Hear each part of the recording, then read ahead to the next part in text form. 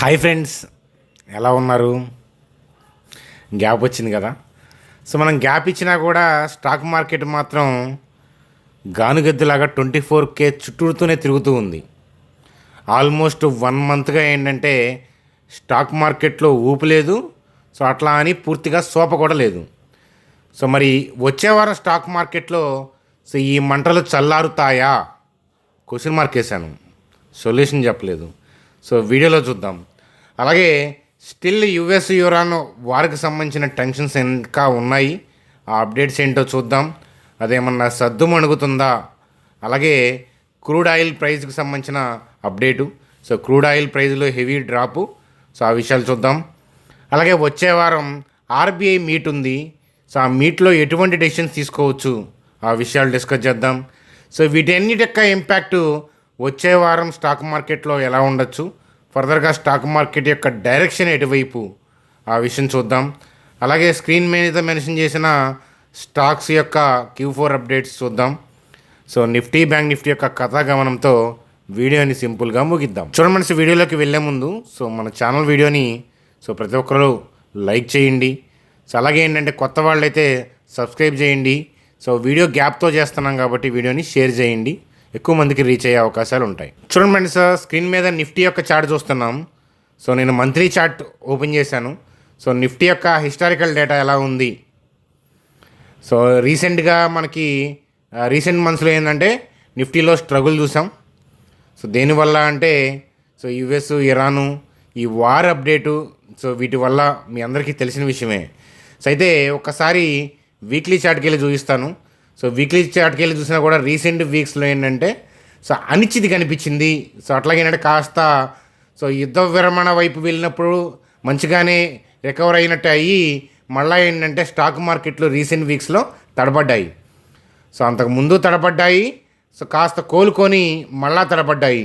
So మరి clarity ఏంటి, daily చార్ట్లో ఏం జరుగుతుంది, ఇష్యూస్ ఏంటి, సో మన టెక్నికల్ ఆస్పెక్ట్ ఏంటి, అలాగే ఏంటంటే సో మనం మ్యాక్రో డేటా ఏం చెప్తుంది చూస్తూ నేను ఈ విషయం అనేది ఎక్స్ప్లెయిన్ చేస్తాను. పదండి. చూడండి ఫ్రెండ్స్, సార్ స్టాక్ మార్కెట్ని మెయిన్గా ఇంపాక్ట్ చేసే డేటా ఏంటి అని అంటే అప్కమింగ్ వీక్లో సో ఆర్బీఐ ఏంటంటే సో మీటింగ్ ఉందన్నమాట. సో ఆర్బీఐ మీటు June 3 నుంచి June 5 వరకు. సో వాళ్ళు డిస్కషన్స్ చేసి అవుట్కమ్ అనేది June 5 ఇస్తారు. సో June 5 అంటే ఫ్రైడే మార్నింగ్ 10కి సో అవుట్కమ్ అనేది వస్తుంది. సో ఇప్పుడున్న పరిస్థితులకి ఏంటంటే సో ఇక్కడ కీ ఫ్యాక్టర్స్ వాళ్ళు ఎనాలిసిస్ చేస్తారు. సో అలాగే ఏంటంటే ఇక్కడ మనకి ఇన్ఫ్లేషన్ రిస్క్ ఎలా ఉంది అదొకటి చూస్తారు. అలాగే రూపీ వీక్నెస్ ఎలా ఉంది. సో మనం రీసెంట్గా ఏంటంటే యుద్ధం వల్ల ఏంటంటే రూపీ వీక్ అయింది డాలర్తో కంపేర్ చేస్తే, అది మనం చూసాము. అలాగే క్రూడ్ ఆయిల్ ప్రైస్లు పెరగటం, అలాగే ఏంటంటే లాస్ట్ వీక్లో అయితే కనుక క్రూడ్ ఆయిల్ ప్రైస్లో డ్రాప్ ఉంది. సో అయితే ఈ పరిస్థితులన్నింటినీ అంచనా వేసి సో ఫర్దర్గా రేట్ కట్ చేయాలా, రేట్ హైక్ చేయాలా, అంతే ఉంచాలా, సో ఎట్లాంటి విషయాలు వాళ్ళు ఏంటంటే బేరీజీ వేసుకొని అవుట్కమ్ అనేది 5th జూన్, అలాగే అంటే 5th జూన్ అంటే ఫ్రైడే.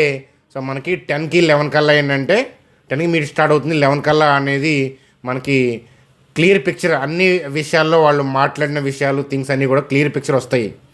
కాబట్టి సో ఈ వారం కూడా ఏంటంటే స్టాక్ మార్కెట్లో హెచ్చుతగ్గులు హెవీగా ఉంటాయి. సో వోల్టాలిటీ అనేది తప్పదు. ఎందుకంటే ఈ ఈవెంట్ అనేది సో ఎండ్లో ఉంది, సో వీకెండ్లో ఉంది, సో నెక్స్ట్ వీక్ ఎండ్లో ఉంది. కాబట్టి రకరకాల స్పెక్యులేషన్స్ అనేవి ఉంటాయి. సో మార్కెట్లో టెక్నికల్గా థింగ్స్ కూడా మనం బెరీ చేద్దాం. సో ప్రస్తుతానికి మనం చూడాల్సిన ఇంపార్టెంట్ థింగ్ ఏంటంటే సో వచ్చే వారం ఆర్బీఐ మీట్కి సంబంధించిన అవుట్కమ్ రాబోతుంది. ఈ విషయం మనం గుర్తుపెట్టుకోవాలి. అలాగే still US Iran war tensions అంతే ఉన్నాయి. సో క్లారిటీ అనేది రాలేదు. అలాగే ఏంటంటే ఫర్దర్గా ఏం జరగచ్చు అనేది నా అంచనా అయితే కనుక సో త్వరలో ఏంటంటే సంధి కుదురుతుంది అనేది నాకు సో అనిపిస్తూ ఉంది. ఇప్పుడు జరుగుతున్న అప్డేట్స్ని బేస్ చేసుకొని, పరిస్థితులను బేస్ చేసుకొని, అక్కడ జరుగుతున్న ఇష్యూస్ని బేస్ చేసుకొని మనం ట్రంప్ స్టేట్మెంట్ని పక్కన పెట్టి కనుక మనం జాగ్రత్తగా అబ్జర్వ్ చేస్తే సో కమింగ్ 10 to 20 డేస్లో ఏంటంటే మనకి ఖచ్చితమైన క్లారిటీ వచ్చే అవకాశాలు కనిపిస్తున్నాయి.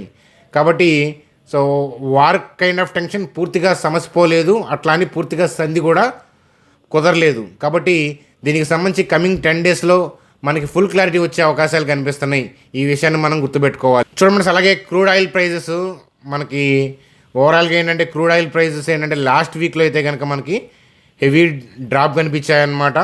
సో బ్రెంట్ క్రూడ్ అనేది 11% ఫాల్ అయ్యింది. సో రీసెంట్గా బాగా పెరిగి మళ్ళీ ఈ ఫాల్ డౌన్కి వెళ్ళటం. సో ఈ క్రూడ్ ఆయిల్ యొక్క స్పెక్యులేషన్ అంటే ఈ ప్రైజుల యొక్క ఫాల్ డౌన్ అనేది యుద్ధ విరమణ అలాగే పూర్తిగా సంధి వైపు వెళ్ళే అవకాశాలు మార్కెట్ ఎస్టిమేట్ చేస్తుంది. అందుకని ఈ క్రూడ్ ఆయిల్ ప్రైస్లో మనకి డ్రాప్ అనేది ముందుగానే ఇంపాక్ట్ అవుతుంది. సో ఇది ఒకటి మనం గమనించాలి. మరి నిఫ్టీ చార్ట్ ఏం చెప్తుంది సో అనేది చూద్దాం పదండి. సో అలాగే మనం కన్సిడర్ చేయాల్సిన ఇంకొక ఇంపార్టెంట్ ఫ్యాక్టర్ ఏంటంటే ఎఫ్ఐఐస్ యొక్క అవుట్ఫ్లో ఉంది స్టిల్.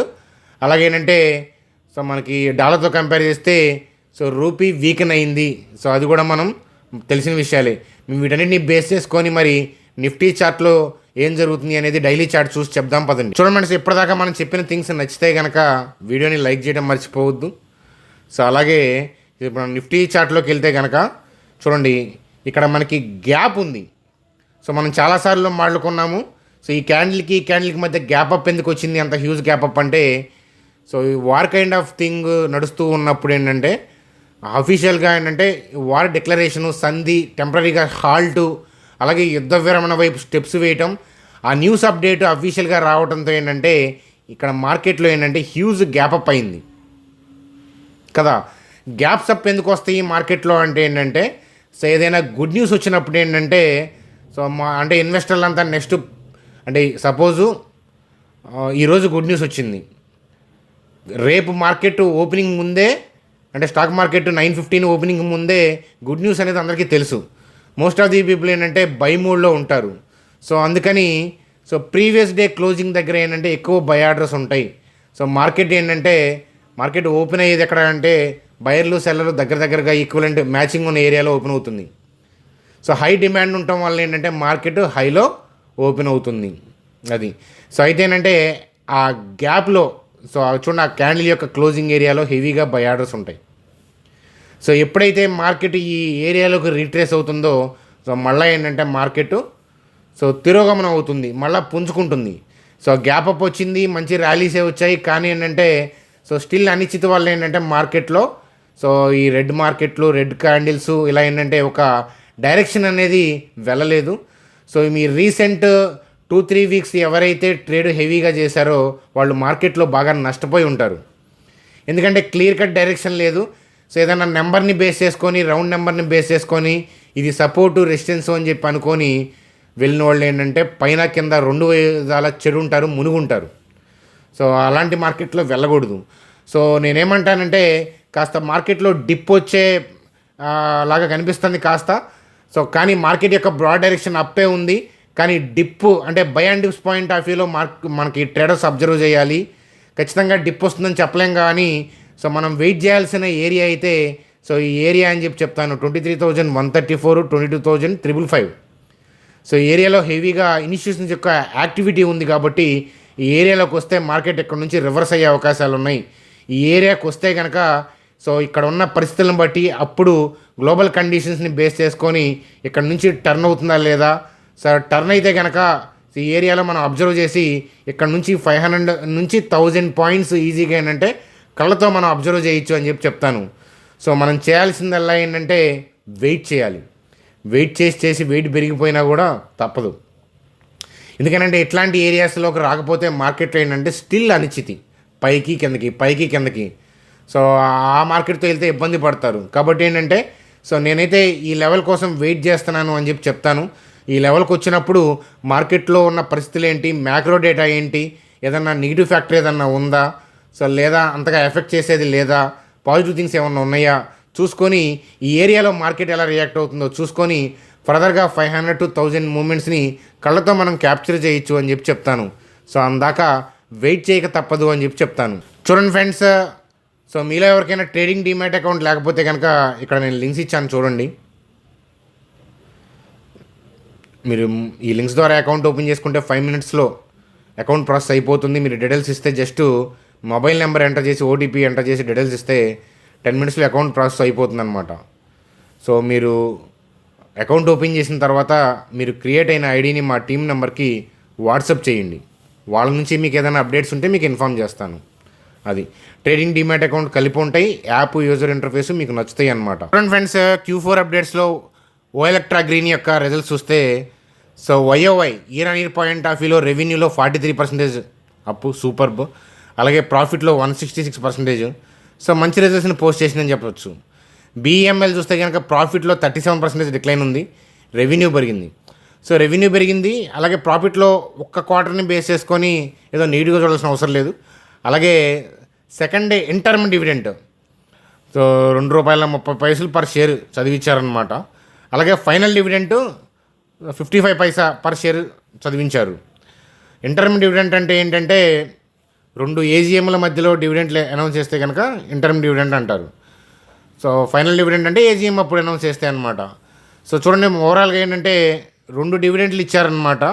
కాబట్టి వారి కుటుంబాన్ని ప్రకృతి చల్లగా చూడాలని కోరుకుందాం. సో రిజల్ట్స్ పర్లేదు, ఇయర్లీ మీరు రెవెన్యూలో ఇంపాక్ట్ ఉంటే అప్పుడు మనం తేడా అంటాం తప్ప సో ఇన్ జనరల్గా ఇలాంటి వాటిని పెద్ద నెగిటివ్గా చూడాల్సిన అవసరం లేదు ప్రాఫిట్ డిక్లైన్ అయితే. చూడండి, అలాగే ఎప్కా ల్యాబ్ యొక్క Q4 అప్డేట్ చూస్తే రెవెన్యూ 6.3% పెరిగింది. సో అలాగే recommends dividend of 6 per share. కాబట్టి వీళ్ళు కూడా మంచిగానే చదివించారు. వారి కుటుంబాన్ని ప్రకృతి చల్లగా చూడాలని కోరుకుందాం. చూడండి, అలాగే ఏషియన్ పెయింట్స్ యొక్క రిజల్ట్స్ చూస్తే YOY year on year point of వ్యూలో రెవెన్యూ 10% పెరిగింది, ప్యాట్ దగ్గర 70% పెరిగింది. మంచి రిజల్ట్స్ని పోస్ట్ చేసిందని చెప్పొచ్చు. చూడండి sir, bank Nifty point of వ్యూలో కూడా similar kind of gap up ఉంది కదా. సో అది టచ్ అయితే బాగుండేది. సో టచ్ అయితే మంచి మూమెంటం వచ్చేది. సో దగ్గరకు చూడండి, ఆ ఏరియా దగ్గరకు వస్తున్నప్పుడే సో మనం షార్ప్ టైల్స్ చూస్తున్నాం కదా. సో కాబట్టి ఒకవేళ అదృష్టం బాగుండి మార్కెట్లో ఏదైనా డిప్ వచ్చి ఏరియాలో కనుక టచ్ అయితే అప్పుడు మనం చూద్దాం. అప్పుడు గ్లోబల్గా టూ మచ్ ప్యానిక్ థింగ్ ఏది ఉండకూడదు. సో అలాగే న్యూట్రల్గా ఉన్న చాలన్నమాట. సో అప్పుడు ఇక్కడ నుంచి మార్కెట్లో మంచి బౌన్స్ని అబ్జర్వ్ చేసే ప్రయత్నం అనేది కళ్ళతో చూద్దాం అనమాట. కాబట్టి కాస్త వెయిటింగ్ తప్పదంటాను. సో మనం అనుకున్న లెవెల్స్కి రాకుండా బ్యాంక్ నిఫ్టీలో మార్కెట్ పైకి కూడా వెళ్ళచ్చు. నేను ఖచ్చితంగా కిందకు వస్తుందని మనం చెప్పలేము అట్లా. ఎందుకంటే డైనమిక్గా గుడ్ న్యూస్లు వస్తే మార్కెట్ ఉన్నపళంగా పైకి వెళ్తుంది. కాబట్టి అలాంటి వాటిని మనం డైనమిక్గా డిస్కస్ చేద్దాం. కానీ అప్పటిదాకా ఏంటంటే వెయిట్ చేయక తప్పదు కీలకమైన లెవెల్స్ కోసం. సో ఈ లెవెల్స్కి వస్తేనే బాగుండు, ఈ లెవెల్కి వస్తేనే మీరు మంచి ర్యాలీస్ వస్తారు. అది సో ఈ రీసెంట్ ఫాల్ డౌన్స్లో ఈ వార్ కైండ్ ఆఫ్ థింగ్ అప్పుడు కొద్దో గొప్ప ఇన్వెస్ట్మెంట్ స్టడీస్ చేసుకున్న వాళ్ళు భవిష్యత్తులో ఖచ్చితంగా అదృష్టవంతులు అని చెప్పి చెప్తానన్నమాట. సో అది ఫ్రెండ్స్, మనకి ఈరోజు వీడియో లైక్ చేయండి, అలాగే మీ అభిప్రాయాలు కామెంట్ సెక్షన్లో తప్పక తెలియజేయండి. సో బాయ్ ఫ్రెండ్స్, మరో వీడియోలో కలుద్దాం. Good day.